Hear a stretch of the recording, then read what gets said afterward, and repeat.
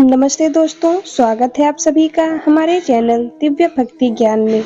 सबसे पहले तो आप सभी को छठ पूजा की बहुत बहुत शुभकामनाएं। आइए अब हम छठी मैया की व्रत कथा, पूजा विधि एवं महत्व के बारे में जानते हैं। छठ पूजा से एक पौराणिक कथा राजा प्रियव्रत से जुड़ी मिलती है।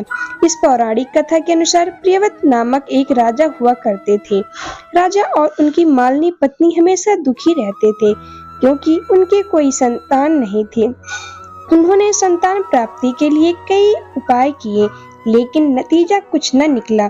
एक बार संतान प्राप्ति की कामना के लिए राजा प्रियव्रत और उसकी पत्नी हर्षित कश्यप के पास गए और कहा कि हे महर्षि, हमें संतान प्राप्ति का कोई उपाय बताइए। उनका दुख सुन महर्षि कश्यप ने संतान प्राप्ति के लिए राजा के यहाँ यज्ञ का आयोजन करवाया। महर्षि कश्यप ने यज्ञ आहुति के लिए बनाई गई खीर को प्रियव्रत की पत्नी मालिनी को खाने के लिए कहा।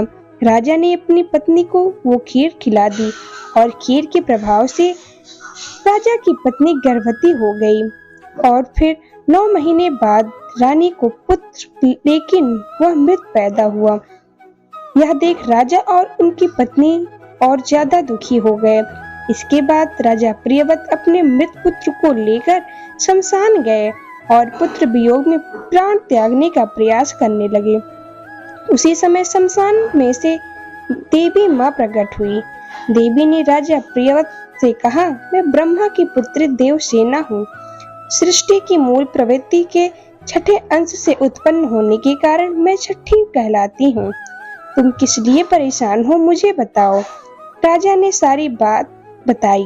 इसके बाद छठी देवी ने राजा प्रियव्रत से कहा कि अगर तुम मेरी विधि पूर्वक पूजा करोगे और दूसरों को भी मेरी पूजा के लिए प्रेरित करोगे तो तुम्हें अवश्य पुत्र रत्न की प्राप्ति होगी। राजा ने देवी के कहे अनुसार कार्तिक शुक्ल की छठी तिथि को व्रत रखकर देवी छठी की विधि विधान से पूजा की और बाकी लोगों को भी छठी देवी की पूजा करने के लिए प्रेरित किए। छठी देवी की पूजा के लिए फलस्वरूप राजा की पत्नी रानी मालिनी एक बार फिर से गर्भवती हुई और 9 महीने बाद उन्हें एक पुत्र की प्राप्ति हुई। ऐसी मान्यता है कि इसके बाद से कार्तिक शुक्ल की छठी तिथि पर छठ पूजा और व्रत करने की शुरुआत हुई। महाभारत काल में कुंती के पुत्र कर्ण को दानवीर माना जाता था। कर्ण को माता कुंती के साथ ही सूर्यदेव पुत्र भी कहा जाता है। कर्ण को सूर्यदेव की विशेष कृपा प्राप्त थी। कर्ण नियमित रूप से सुबह उठकर घंटों पानी में खड़े होकर सूर्यदेव के अर्घ्य देते थे। सूर्यदेव की कृपा से कर्ण एक महान योद्धा बन गए। छठ पर्व से जुड़ी एक कथा पुराणों में मिलती है। इस कथा के अनुसार महाभारत काल में पांडव जुड़े हुए हैं जो अपना सारा राजपाट हार गए थे। तब द्रौपदी ने छठ व्रत रखा। द्रौपदी के व्रत और पूजन से प्रसन्न होकर छठी देवी ने पांडवों को उनका राजपाट वापस कर दिया। आइए अब हम छठी मैया की पूजा विधि के बारे में जानते हैं। छठ पूजा के लिए 2 बड़े बांस की टोकरी लें, जिन्हें पथिया और सूप के नाम से जाना जाता है। इसके साथ ही डगरी, पोनिया, ढाकन, कलश, बुखार, सरवा भी जरूर रख लें। बांस की टोकरी में भगवान सूर्य देव को अर्पित करने वाला भोग रखा जाता है, जिनमें ठेकुआ, मखान, अक्षत, भुसवा, सुपारी, अंकुरी, गन्ना आदि चीजें शामिल हैं। इसके अलावा टोकरी में 5 प्रकार के फल जैसे शरीफा, नारियल, केला, नाशपाती और बड़ा वाला नींबू रखा जाता है। इसके साथ ही टोकरी में पंचमेर यानी 5 रंग की मिठाई रखी जाती है। जिन टोकरी में आप छठ पूजा के लिए प्रसाद रखते हैं उन पर सिंदूर और पिठार जरूर लगा दें। छठ के पहले दिन डूबते हुए सूरज को अर्घ्य दिया जाता है, जिसे संध्या अर्घ्य के नाम से भी जाना जाता है।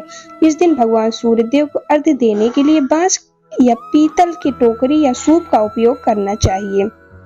आइए अब सूर्यदेव की पूजा कैसे करें उसके बारे में जानते हैं। छठ पर्व के दिनों में भगवान सूर्य नारायण को भी अर्घ्य देने की एक विधि होती है। सूर्य अर्घ्य के लिए तांबे के लोटे में जल लेकर जल को सूर्य के समक्ष अर्पित करते हैं। इसमें एक बांस के सूप में केला एवं अन्य फल, अलोना, प्रसाद, ईख आदि रखकर उसे पीले वस्त्र से ढक दें। तत्पश्चात दीप जलाकर सूप में रखें।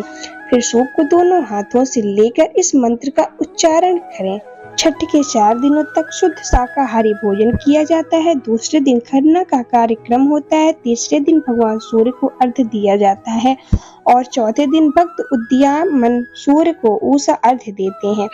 इस पर्व में पहले दिन घर की सफाई की जाती है। छठ के दिन दूसरे सूर्योदय में उठना चाहिए।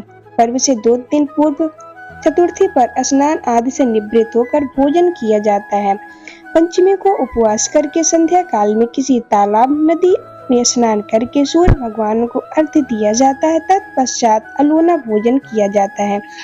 छठी के दिन प्रातःकाल स्नान आदि करके संकल्प किया जाता है। दोस्तों, अगर यह वीडियो आपको पसंद आई हो तो वीडियो को लाइक करें और चैनल को सब्सक्राइब करना ना भूलें। धन्यवाद।